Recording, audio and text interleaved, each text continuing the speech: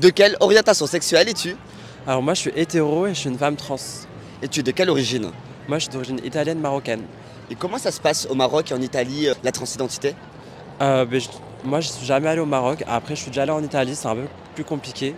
Mais chacun vit sa vie et puis on est là et on essaye de faire évoluer les mentalités en existant tout simplement. Est-ce que tu es croyante? Oui, Est-ce que tu penses qu'on peut être croyant et transgenre? tout à fait, oui, tout à fait. Dieu nous a créés tels que l'on est, donc si on existe c'est parce que Dieu nous a créés enfin, voilà, tel que l'on est, donc on peut très bien être croyante tout en étant transgenre. Et tu es de quelle confession religieuse? Moi, j'appartiens à aucune religion, juste je crois en Dieu, j'ai ma propre foi et puis j'avance dans ma vie comme ça. Tu es célibataire? Oui, je suis célibataire. C'est quoi ton style de mec? Moi, j'aime tout. Après, j'aime beaucoup les Renois, les grands. J'aime bien les mecs un petit peu efféminés, mais j'aime bien aussi les mecs masculins, donc je suis assez ouvert d'esprit. J'aime tout, je goûte à tout et puis voilà.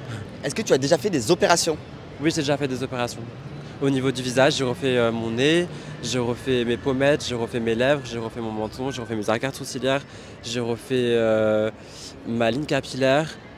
Donc voilà, j'ai refait à peu près tout mon visage. Et tu as découvert que tu étais une femme depuis combien de temps? En fait, je pense que je l'ai toujours su au fond de moi, mais j'étais dans le déni pendant très longtemps. Et c'est à mes 19-20 ans que j'ai vraiment décidé de commencer ma transition. Et là, ça fait plus d'1 an que je prends des hormones. Est-ce que tu prends des hormones? Oui, je prends des hormones. Et comment ça se passe les hormones? Alors, je prends des comprimés tous les jours. Je prends de la progestérone et de l'œstrogène, donc en comprimé tous les jours. Et je prends des injections de bloqueurs de testostérone 1 fois par mois. C'est par injection. Voilà. Et si tu arrêtais les hormones, qu'est-ce qui se passe? Rien, juste ma poitrine a arrêté de se développer et je pense que par exemple mes poils pourraient recommencer à pousser, etc. Enfin, il y aura moins de-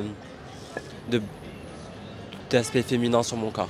Et combien ça t'a coûté toutes ces opérations, plus les hormones? Les hormones, c'est pris en charge par l'ALD, donc l'affection longue durée, par la sécurité sociale, donc ça me coûte rien du tout. Par contre, les opérations, moi je suis allé dans le privé, donc ça m'a coûté très cher, j'en ai eu pour 10 000 € à peu près. 10 000 euros. Ouais.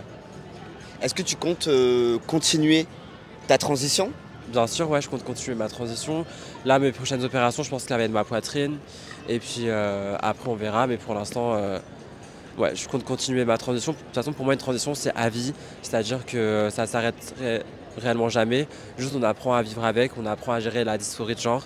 Et on est de plus en plus soi-même. Et voilà. Est-ce que tu as fait ton coming out? Oui, j'ai fait mon coming out. Et comment ça s'est passé? Au début, c'était très compliqué. J'ai dû quitter le domicile familial parce qu'avant, j'habitais dans le sud de la France. J'ai dû venir à Paris parce que pour moi, c'était la ville où je pouvais être moi-même. C'est la ville où je pouvais vraiment m'assumer et vraiment commencer ma transition. Maintenant, ça va un peu mieux avec mes parents, même si c'est encore pas tout à fait ça.